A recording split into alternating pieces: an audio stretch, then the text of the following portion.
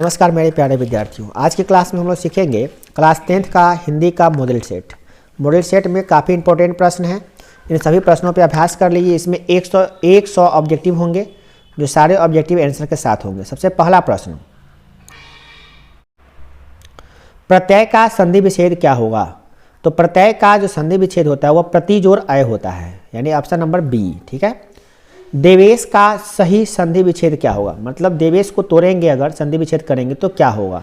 इसका आंसर हो जाएगा आपका ए, देव जोड़ ईस, दीर्घी वाला। ठीक है। क्वेश्चन नंबर 3 अगला है, अति युक्ति में कौन से वर्णों की, यहाँ पे कर्णों लिखा गया, यहाँ पे क्या होगा? वर्णों की संधि हुई है।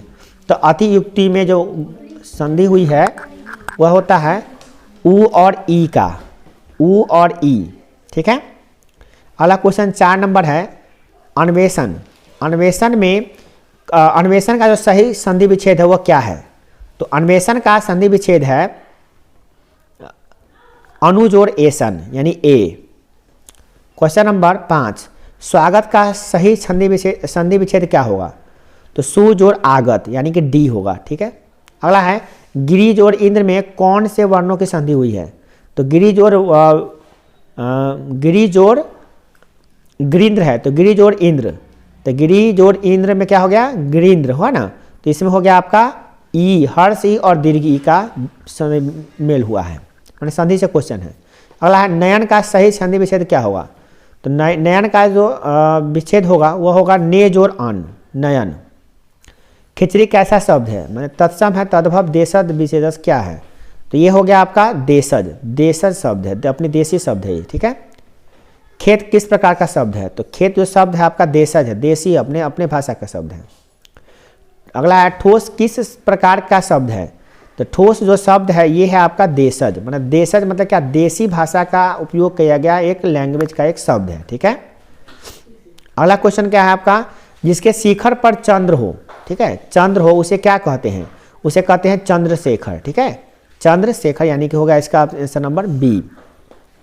अगला है, निम्नलिखित में कौन सा कृदंत है? कृदंत मतलब कि कृदंत धातु वाला कौन सा शब्द है इसमें?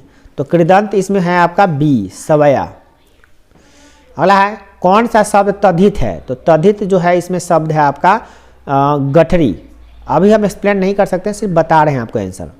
नायक में कौन कौन से वर्णों की संधि हुई है? तो नायक में जो वर्णों की संधि हुई है वो है नौ जोड़ अ, नायक। ठीक है।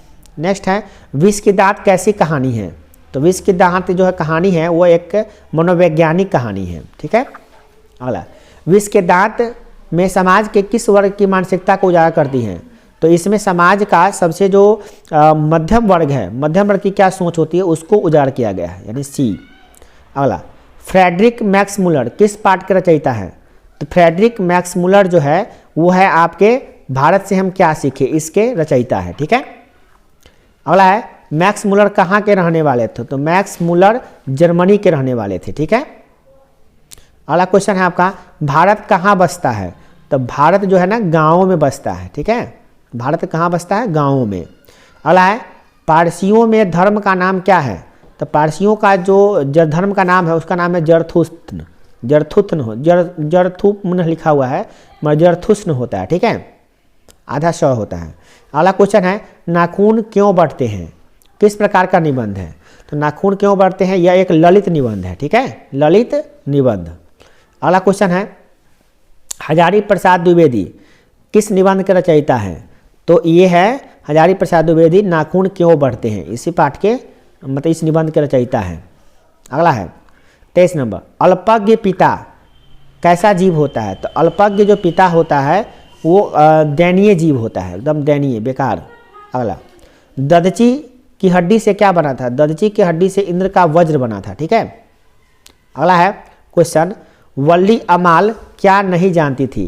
तो वल्ली अमाल जो है लिखना पढ़ना नहीं जानती थी, यानी कि लिखना पढ़ना नहीं जानती थी, नहीं, वल्ली अमाल लिखना पढ़ना नहीं जानती थी, पढ़ना नहीं जानती थी, पढ़ना। तो यहाँ पे आंसर होगा पढ़ना, बट आंसर दिया डी, लड़ना। ये गलत बात है, इसका आंसर गलत है ये। अगला है, पहले दिन पापाप्ती को क्या हुआ था? तो पहले दिन पापाप्ती को बुखार हुआ था। ठीक है। अगला है, धरती कब तक घूमेगी? कहानीकार। तो इसके कहानीकार कौन है? धरती कब तक घूमेगी, इनके कहानीकार है साबर दैया। ठीक है।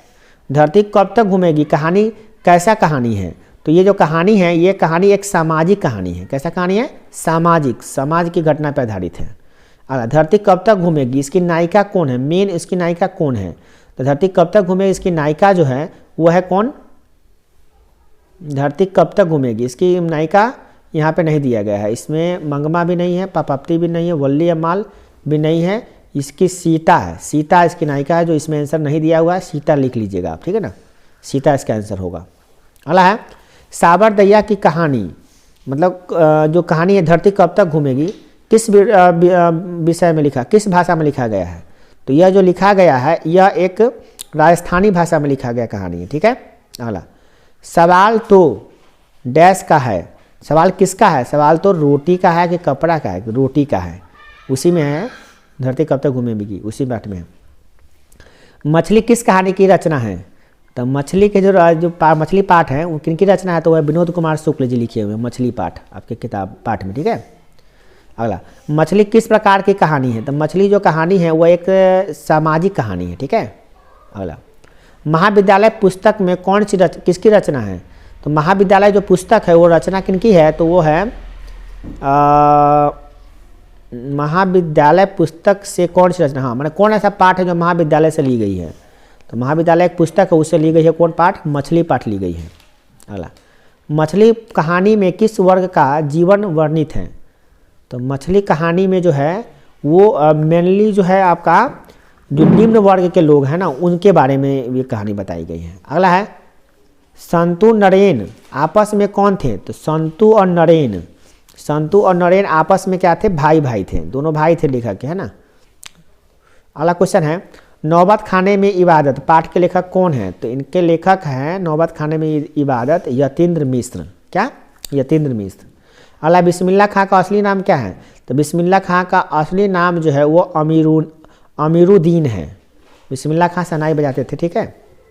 बिस्मिल्लाह खां का जन्म कहाँ हुआ था, तो बिस्मिल्लाह खां का जन्म जो है वो हुआ था डुमराव में, कहाँ पे, डुमराव, ठीक है। अगला, भर पेट में कौन सा समास है, तो भर पेट में जो समास है वो है ए अव्ययी भाव समास है, ठीक है। अगला, पाकिट मार में कौन सा समास है, तो पाकिट मार में तत्पुरुष समास है, ठीक है। अगला, मुँहतोड़ में कौन सा समास है, तो मुँहतोड़ में जो समास है वो है आपका तत्पुरुष। गगनचुंबी में कौन सा समास है, तो गगनचुंबी में समास है आपका तत्पुरुष। कामचोर में कौन सा समास है, कामचोर में समास तत्पुरुष ही है। लिखे गए शब्दों में कौन शब्द शुद्ध है, तो शब्द जो शुद्ध है उसको लिखना है, तो शुद्ध शब्द आपका कौन है, शुद्ध शब्द आपका है डी यानी उज्ज्वल, उज्ज्वल जो लिखा हुआ है वो शुद्ध शब्द है इसमें। नीचे लिखे गए शब्दों में कौन शब्द अशुद्ध है, तो इसमें अशुद्ध जो है आपका पूज्यास्पद यानी पहला नंबर है ए।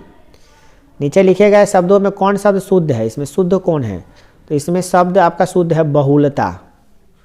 नीचे लिखे गए शब्दों में कौन शब्द शुद्ध है, तो इस शब्दों में सबसे शुद्ध है वो है श्रृंगार, ठीक है। अगला क्वेश्चन, नीचे लिखे शब्दों में कौन शब्द शुद्ध है, तो ये शब्द आपका शुद्ध है इसमें से शताब्दी। नीचे लिखे गए शब्दों में कौन शब्द शुद्ध है, तो इन शब्दों में सबसे शुद्ध अगर बात की जाए तो है गोपनीय यानी बी। अज्ञेय का पूरा नाम क्या है, तो अज्ञेय का पूरा नाम है सच्चिदानंद हीरानंद वात्स्यायन अज्ञेय यानी कि डी। रामविलास शर्मा का जन्म कहाँ हुआ था, परंपरा का मूल्यांकन जो पाठ है उन्हीं का लेखक रामविलास शर्मा, तो रामविलास शर्मा का जन्म कब हुआ था, तो उनका जन्म हुआ था 1912 ईस्वी में। संधि के कितने भेद हैं, संधि के जो भेद हैं वो एक्चुअली कितना है, 3 है, स्वर संधि, व्यंजन संधि और विसर्ग संधि, है ना। गुणवान शब्द में प्रत्यय कौन सा प्रत्यय है, तो उसमें प्रत्यय है वान, गुणवान के लास्ट में क्या आ रहा है वान, तो प्रत्यय हो गया वान। अगला, बिस्मिल्लाह खां का संबंध किससे है, तो बिस्मिल्लाह खां का संबंध बांसुरी से है, बांसुरी सॉरी शहनाई से बजाते हैं, जो शहनाई ज़्यादा बजाते थे, ठीक है, इसे बजाते सब कुछ थे, उनका संबंध शहनाई से है। विष के दांत पाठ साहित्य की कौन सी विधा है, तो विष के दांत साहित्य जो विधा है वो है डी यानी कहानी है। परिणामवाचक विशेषण कौन है इसमें, तो परिणामवाचक जो विशेषण वह होता है जो परिणाम बताता हो, कितना मात्रा बताता हो, तो परिणामवाचक विशेषण है आपका थोड़ा सा परिणाम बता रहा है। बाढ़ की समस्या डैश कहानी का केंद्र है, किस कहानी में बाढ़ की समस्या बताई गई, तो ढहते विश्वास, ठीक है, ढते विश्वास में बताई गई है, बाढ़ आ जाता है ना। अगला, विद्यालय का संधि विच्छेद क्या होगा, तो विद्या जोड़ आलय, यानी विद्या जोड़ आलय ही इसका संधि विच्छेद होगा और इसका आंसर हो जाएगा आपका ए। ठीक है। अगला, हिंदी लिखी जाती है किस लिपि में, हिंदी लिखी जाती है देवनागरी लिपि में। किसमें, देवनागरी लिपि। अगला, भारत माता कविता में भारत का कैसा चित्र प्रस्तुत किया गया है, तो भारत का माता कविता में भारत का जो चित्र है वो क्या है, तथा क्या होगा यहाँ पे, तथा तथ्य होगा, यथा तथ्य इसमें बताया गया। ठीक है। जातीय अस्मिता की दृष्टि से इतिहास का प्रवाह कैसा होता है, तो इतिहास का जो प्रवाह है वह होता है कैसा, तो विच्छिन्न और अविच्छिन्न दोनों होता है। ठीक है, विच्छिन्न भी होता है और अविच्छिन्न भी होता है। अगला है, आधुनिक सभ्य समाज श्रम विभाजन को आवश्यक क्यों मानता है, तो आधुनिक समाज श्रम विभाजन को इसलिए अच्छा मानता है कि कार्य कुशलता के लिए अच्छा मानता है, कि सोचता है कि कार्य कुशल जो आदमी जो जाति का होगा उसका कार्य अच्छा से करता होगा, ऐसा मानता है वो लोग। अगला है, श्रम विभाजन और जाति प्रथा पाठ बाबा साहब भीमराव अम्बेडकर के किस भाषण से ली गई है, तो एक है एनहिलेशन ऑफ द कास्ट, यही से ली गई है ना, लिया गया है एनहिलेशन ऑफ कास्ट, इसी पाठ से भाषण दिए थे, उसी भाषण से लिया गया है पाठ। ठीक है। ऐसे ही लड़के आगे चल के चोर डाकू गुंडे बनते हैं, यह पंक्ति किस कहानी का है, तो यह कहानी किनका है, सॉरी, तो यह कहानी, ये जो बात बोले थे ये बोले थे कौन, सेन साहब के धर्मपत्नी, सेन साहब के धर्मपत्नी बोले थे कि ऐसे लड़के ही मदन के बारे में, कि ऐसे लड़के ही चोर डाकू और गुंडे बनते हैं। अगला, किसके अध्ययन क्षेत्र में भारत के कारण नवजीवन का संचार हुआ है, तो ये जो हुआ है बी, यानी कि नीति कक्षा के रूप में, यहाँ पर नीति का पढ़ाई बहुत अच्छा होता है। मंगमा के बहू का नाम क्या था, तो मंगमा के बहू का नाम था नंजमा, है ना, नंजमा नाम था इसका। अगला क्वेश्चन है, ढहते विश्वास कहानी किस लेखक द्वारा लिखा गया था, ढहते विश्वास जो कहानी है वो लिखा गया था राजेंद्र प्रसाद मिश्र द्वारा लिखा गया था। ठीक है, ढहते विश्वास लेखक उनके यही है, अनुदित यही है, मतलब यही मेन लेखक है इनके। माँ कहानी किस लेखक द्वारा लिखा गया था, तो माँ जो कहानी है वो लिखा गया था ईश्वर पेटलीकर के द्वारा। ठीक है। मंगू की माँ की कितनी संतानें थी, तो मंगू की माँ की जो संतानें थी टोटल 4 थी। नगर कहानी किस भाषा से अनुदित है, मतलब किस भाषा में लिखा गया है, तो ये लिया गया था तमिल भाषा में। पपाप्ती का उम्र कितना है, तो पपाप्ती का उम्र है आपका 12 वर्ष। धरती कब तक घूमेगी कहानी किस लेखक द्वारा अनुदित है, तो ये जो अनुदित है धरती कब तक घूमेगी, यह अनुदित है सावरदैया द्वारा। श्रम विभाजन और जाति प्रथा के लेखक कौन है, श्रम विभाजन जाति प्रथा के लेखक है आपका भीमराव अम्बेडकर। एक वृक्ष की हत्या कविता किस काव्य संग्रह से ली गई है, तो एक वृक्ष की हत्या जो ली गई है वो ली गई है आपका इन दिनों से ली गई है, इन दिनों इसी से ली गई है। गरीब बस्तियों में क्या हुआ, धमाके से देवी का जागरण, उसमें बताया गया कविता में। सृष्टि की विकास याथा का प्रथमाक्षर क्या है, विकास गाथा होगा यहाँ पे, इसकी सबसे प्रथमाक्षर क्या है, तो प्रथमाक्षर इसका है विफलता पर छलके हुए आंसू ही इसके प्रथमाक्षर हैं। अगला, लौट कर आऊँगा फिर कविता किस कवि द्वारा लिखी गई है, माने भाव तंत्रित हुई है किसके द्वारा, तो ये हो जाएगा आपका सी, प्रयाग शुक्ल के द्वारा। मेरे बिना तुम प्रभु किस भाषा से अनुवादित है, माने किस भाषा से ली गई है, तो ये ली गई है आपका जर्मन भाषा से, है ना। अगला, दही वाली मंगमा कहानी किस लेखक के द्वारा रचित है, तो ये लिखा गया है श्रीनिवास के द्वारा लिखा गया है। ठीक है। अगला है आपका 81 नंबर, भारतीय संविधान के निर्माण में महत्वपूर्ण भूमिका किसकी है, तो भारतीय संविधान के निर्माण में महत्वपूर्ण भूमिका जो है बाबा साहब भीमराव अम्बेडकर की है, वो संविधान लिखे थे। ठीक है। अगला, सभ्य समाज की क्या आवश्यकता है, तो सभ्य समाज की आवश्यकता है क्या, श्रम विभाजन, ऐसा लोग मानते हैं। विष के दांत के रचयिता कौन है, विष के दांत के रचयिता जो है वह नलिन विलोचन शर्मा, यानी कि सी। खोखा का दूसरा नाम क्या है, तो खोखा का दूसरा नाम है कासू, कास नहीं होगा कासू होगा, यहाँ पे कास लिखा गया है। ठीक है। अगला, मदन किसका पुत्र है, तो मदन जो है गिरधर का पुत्र है, यानी कि बी होगा। परवल में कौन सी संज्ञा है, परवल जो है ना यह संज्ञा है जातिवाचक संज्ञा, क्योंकि परवल से जाति का पूरा बोध होता है।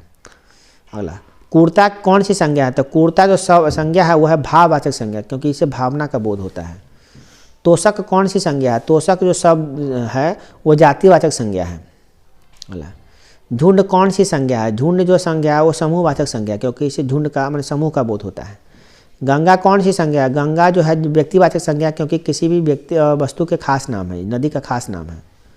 जमशेदपुर कौन सा संज्ञा है? जमशेदपुर जो है व्यक्तिवाचक संज्ञा है, क्योंकि इससे किसी खास जगह का स्थान का बोध हो रहा है। अगला यथासंभव में कौन सा समास है? यथासंभव में जो समास है वो अव्ययी भाव है। पराधीन में कौन सा समास है? तो पराधीन में जो समास है वो है आपका तत्पुरुष समास। पतझड़ में कौन सा समास है? पतझड़ में समास है आपका तत्पुरुष। चरित चित्रण निम्नलिखित में कौन सा समास है? चरित चित्रण में जो समास है वो आपका है तत्पुरुष। काल के कितने भेद होते हैं? तो काल के मेनली 3 भेद होते हैं, वर्तमान काल, भूतकाल और भविष्य काल। ठीक है, वर्तमान काल के कितने भेद होते हैं? तो वर्तमान काल के जो भेद होते हैं वो है 5। ठीक है, भविष्य काल के कितने भेद होते हैं? भविष्य काल के जो भेद होते हैं वो एक्चुअली 3 होते हैं। निम्नलिखित में कौन सा शब्द तद्भव है? तद्भव जो तत्सम तद्भव, तद्भव जो संस्कृत से लिया गया है, रूप बदल गया है। तद्भव, तद्भव शब्द कौन है? तो ये हो गया आपका पलंग। अगला है 100 नंबर। निम्नलिखित शब्द में कौन सा शब्द तत्सम है? तत्सम जो शब्द है वो है कर्पूरा, है ना, कर्पूर का तत्सम है जो संस्कृत से सीधे लिया गया है, कर्पूरा। Okay, thank you for watching. जय हिंद, जय भारत।